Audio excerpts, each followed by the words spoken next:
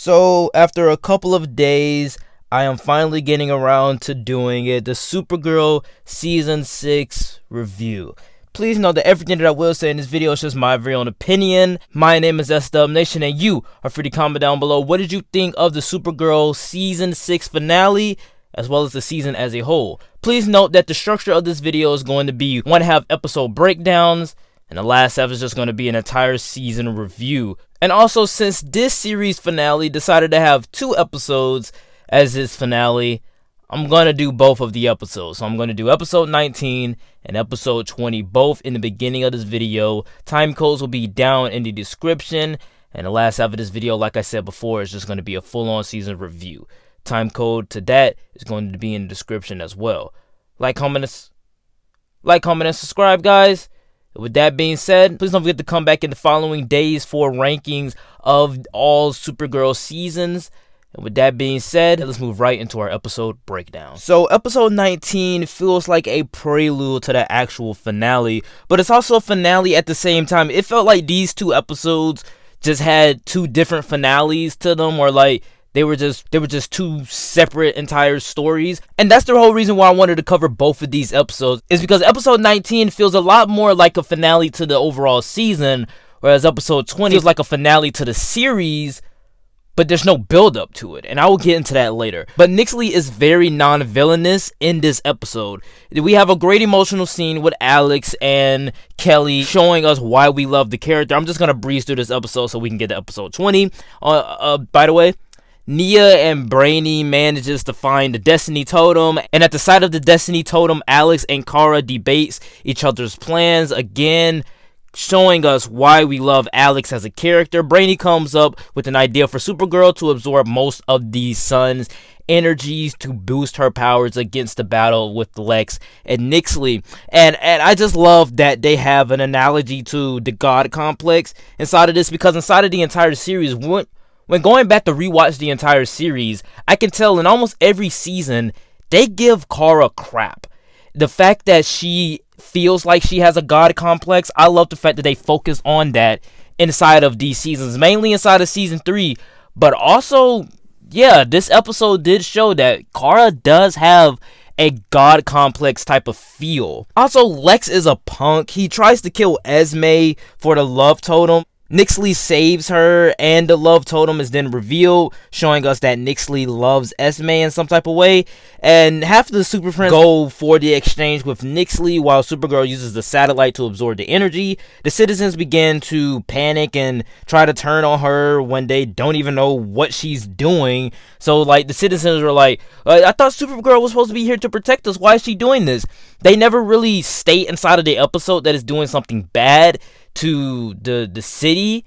They just see Supergirl doing something with the sun and like, oh, I thought Supergirl was supposed to protect us or something like that. I guess they got scared or something. I don't understand. Kara then backs out and decides not to use her power up. And back at the bridge, a fight breaks out for the All-Stone. Esme then breaks it by separating it, and Kara, Nixley, and Lex ends up with a piece. Now, this is where the juicy stuff starts to happen. In an attempt to save him, Lillian Luthor gets hit with a blast of the All-Stone from Nixley. So then after this, Lex and Nixley start to have an all-star battle, whereas said inside of the episode, they are taking the life force of the citizens.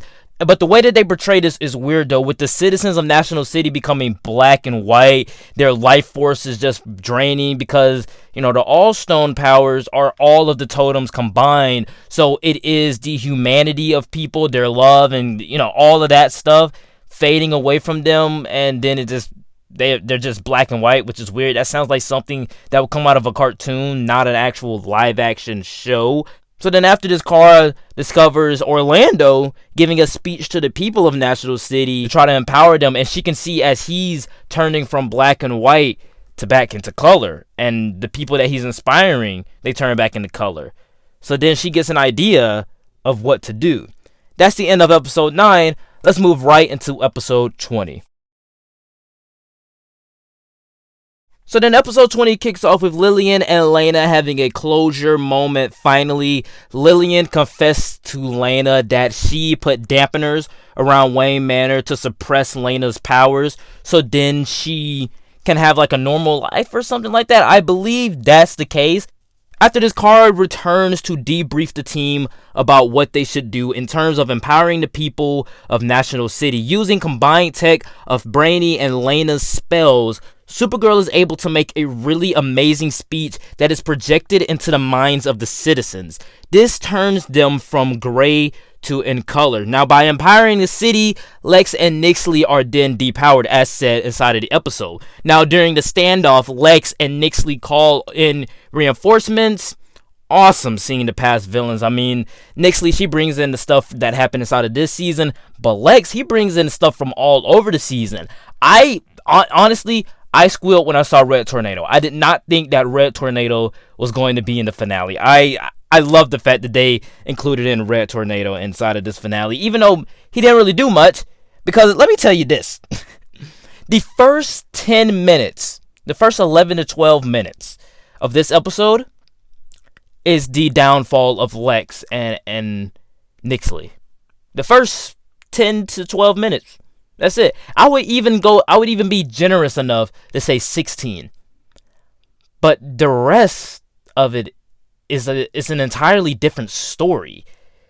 But going back to where we were, like I said, awesome seeing the past villains come back. Old friends come back, Mon-El and Win. So then the fight breaks out. And then they say this like stupid line with Alex, with like one of the monsters tried to grab at Alex. You know, the monster doesn't think. He doesn't think he's just gonna grab at Alex because he sees that, okay, that's a threat.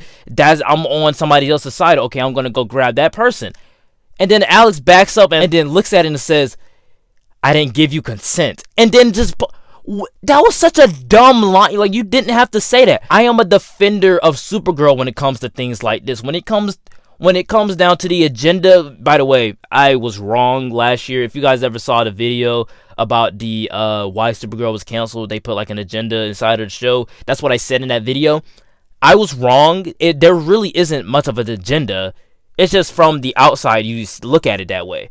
But in this episode, yeah, they didn't have to say that line. That was a meaningless line. It didn't add anything to the fight. It was just dumb. Now, while I was excited for Mon-El and Overgirl coming back, they really didn't do anything. They did absolutely nothing. We didn't even get to see Overgirl's face. I mean, even though it was going to be the same as Supergirl's face, but still. And then even with Mon-El, all he did was just come and shield Kara, and then all Kara did was just fly Overgirl up into the sky and throw her into a building, which didn't even do any damage to the building because Overgirl was just fake in this moment. But they did do a nice little line with the 1980s Supergirl, with Eliza coming back. She was like, hey, in another world, you would think I was a Kryptonian. And Alex said, well, only he's in the movie. So I really did like that. And also National City comes behind Kara and the Super Friends, to take down Lex together. Lex tries to get the upper hand by bringing the Phantoms to National City after all of the villains are done.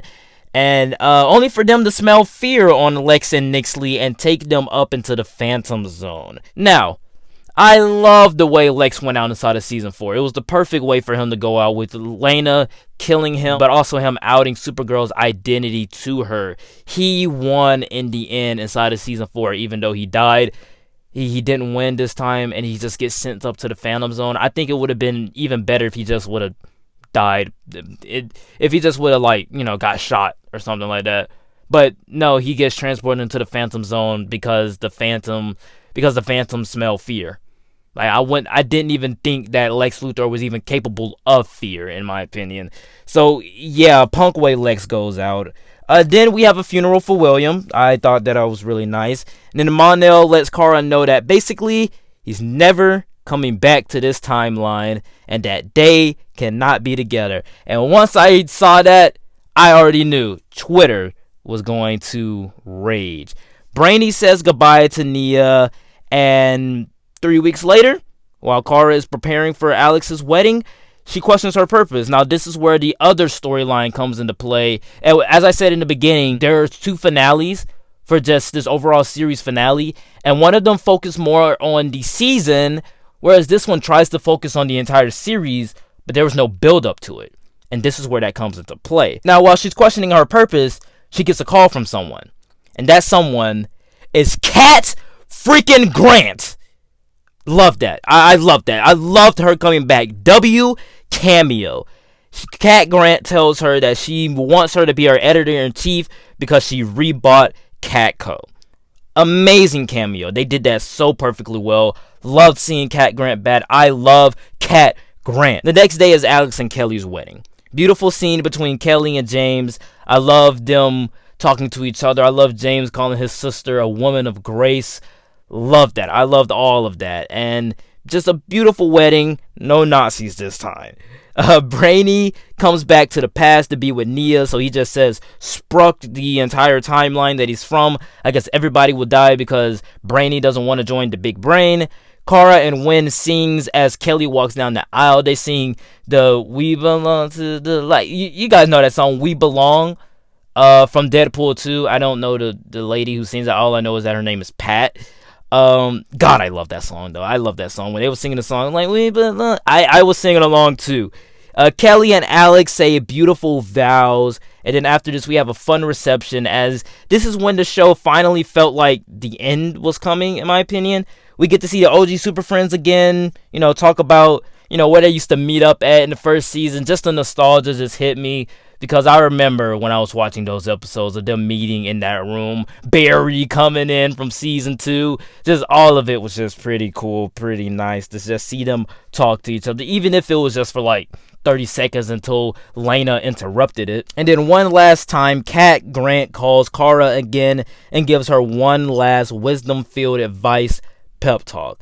And while also revealing she knows Kara was Supergirl. I guess in this timeline, she knew Kara was Supergirl because you remember in the last multiverse, Kara basically explained why she wasn't Supergirl, even though she is.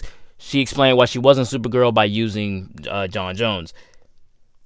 Lena and Kara didn't have another pep talk, but then this time it just shows why Lena and Kara are friends and just friends. Nothing else, Twitter stands. They're just friends. There's no such thing as Supercorp. There's no such thing. I don't care if there's images going on Twitter about them cutting out a kiss between Kara and Lena. It made no sense. It makes no sense why Kara and Lena would ever kiss. Supercorp fans, listen. There's no reason why they should kiss. There's just no reason. There's no reason they should be together. Kara decides to leave the glasses behind, and at the end of the episode, we see the Super Friends. They're basically Kara's family all together in her house playing game night, sipping wine with Esme there, and it's just a beautiful imagery. And then we move from out of her apartment, and we pan over the buildings of National City, and we see Cat Grant on the billboard saying she's ready to introduce her editor-in-chief and also Supergirl, Kara Danvers, revealing Kara Danvers as Supergirl. And that was it for the Supergirl series. So guys, what did you think of the finale? What did you think of both episodes separately? What did you think of the series as a whole? I thought this was a pretty great series. I watched this series from the beginning. I thoroughly enjoyed it, even though I fell off. Like the third episode of season 2, I did not watch it until Crisis on Infinite Earths was starting to come out. And then I rewatched the entire Arrowverse. But I definitely think that this was a really good series. Definitely going back to rewatch the episodes, you get a little bit more context on what each season was about and what these characters are about, why we love these characters, all of it. Very rocky these last couple seasons, though. Very messy as well inside of this season, too. But definitely a really good series, in my opinion. Not one of the best, not up there of Arrowverse quality, but it definitely had a good run, in my opinion, and I definitely think that it had some great, and I definitely think that they handled the last scene of the finale. But as a whole, well, let's just get right into the review. And the good thing that comes to mind here is that Melissa Benoist continues to shine as the Girl of Steel. As this being her last season, she did say last year that they were going to deliver one great season. I don't know about all that, But I did really like her performance inside of this season, as I do with all of the seasons of Supergirl. This season definitely feels a little bit like Pokemon in its second half. Nyxly as a villain is actually a compelling one. Now, while I do have my issues, she as a character, with her being ruthlessly evil but won't harm a child, made me respect her a lot. Finally, giving Alex a child and a wedding is the exact ending she deserved. And also how much focus Kelly gets this season. I mean, I didn't really have a big opinion on Kelly as a character. I really just did not care about her. I wasn't the biggest fan of her because I really just didn't know her purpose inside of the show. But now I love her character because of the extra time that we get to have with Kelly, and also her individual episodes inside of the season. The whole Pokemon arc of the season is better because the story than the actual Phantoms and Kara locked in the Phantom. I'll get into that later. It's actually better than that. And I also really do like the juxtaposition to Supergirl, the good person, not being qualified for every totem, whereas Nyxly, the bad person, constantly keeps being qualified for these totems. And I think that the whole race to get all of the totems, kind of like the Infinity Stones, was a little bit of fun.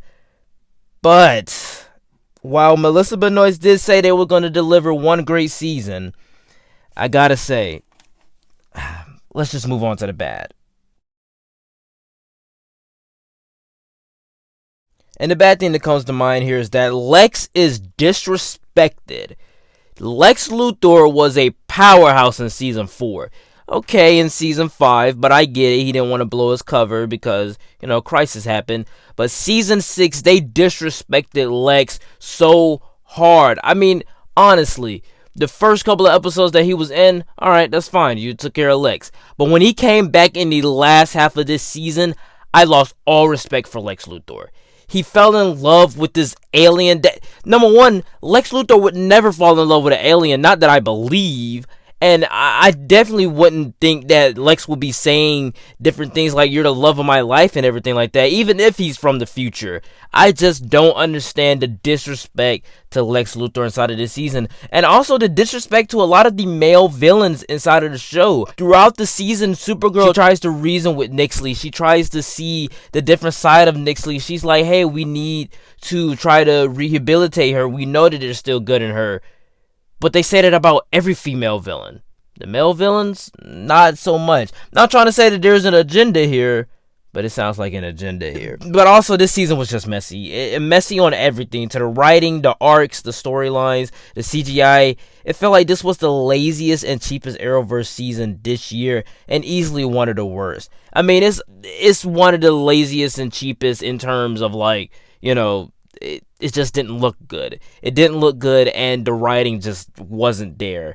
Constantly, I found myself distracted by either the CGI or the editing, or maybe I just found myself not really paying attention to the episodes. Now, I did watch the season. I did pay attention to the episodes, but I did not watch this season week from week. It did not have that week-to-week factor for me. I just felt bored for most of the episodes, especially in the beginning with the Phantoms, and I just think that the team not being able to do anything without Kara is just asinine, because they have to get Kara back to do anything, and it's kind of weird to me. Supergirl has always had weird writing, and this isn't the worst written season, but it's up there in my opinion. The episodes and the season didn't even line up with what the finale had in store for us for this character of Kara Danvers. I don't believe that throughout the entire season we were just building up to this moment where Kara reveals her secret identity or she just puts the glasses down. They didn't build up to that momentum. It just didn't feel earned to me. The finale just did not feel earned to me. What a final, whatever they were doing, did not feel earned to me in terms of this entire season. In conclusion, Supergirl Season 6 was not a thrill ride. It was not a fun ride, but it was a ride nonetheless. Near the end, I could see where I was even getting burned out. But thanks to its charming cast and also just the fact that I grew up with this show, and I've been here since the beginning, that still saves this season from dropping into oblivion. And also, I'm not gonna lie, there are some great ideas inside of this season. There are some great things inside of this season. Like I said in the good, there are just a lot of great things inside of this season, but I really believe that the bad kind of outweighs the good here. But don't get me wrong, it's not the worst Supergirl season, not by a long shot, but it's definitely on the lower half of my ranking, and you will see that in the future. I'm going to give Supergirl Season 6, I got to go with a C and then 4.9 out of 10, and I would say just watch the finale episodes, because honestly, you can just skip through all of the episodes, you would be caught up in a heartbeat. Alright guys, that was it for the review / rant. Please note that everything that I did say in this video was just my very own opinion. It was a very long one. Longer than I expected actually, and later than I expected actually as well too. You are free to comment down below your very own opinion on what you thought of Supergirl Season 6, what you thought of the series as a whole, and what you thought of the season finale or just the season as a whole. Like, comment, and subscribe. Please don't forget to check out that Arrowverse playlist. That link is always in the description. It's going to pop up on your screen right now. And also don't forget to check out that Twitter. That's going to pop up on your screen right now. With all that out of the way, I'll see you all next time. Peace.